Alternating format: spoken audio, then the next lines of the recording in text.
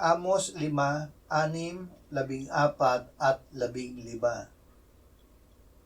Inyong hanapin ang Panginoon at kayo'y mabubuhay. Hanapin ninyo ang mabuti at hindi ang masama upang kayo'y mabuhay.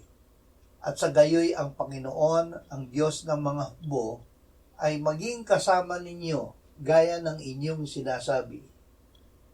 Inyong kapuotan ang masama at ibigin ang mabuti, at kayo'y magpairal ng katarungan sa pintuang bayan. Piliin tangi ang Panginoon. Sinabi ng Panginoong Hesus, ibigin mo ang Panginoon mong Diyos ng buong puso mo, ng buong kaluluwa mo, ng buong pag-iisip mo, at ng buong lakas mo. Ang pag-ibig sa Diyos ay gawa ng ating pananampalataya sa Kanya. Ang pag-ibig sa Diyos ay pagsunod sa Kanyang utos. Kung iniibig natin ang Diyos ng buong puso, kaluluwa, pag-iisip at lakas, walang puwang sa ating pagkatao para sa mundo, sa laman at sa diablo.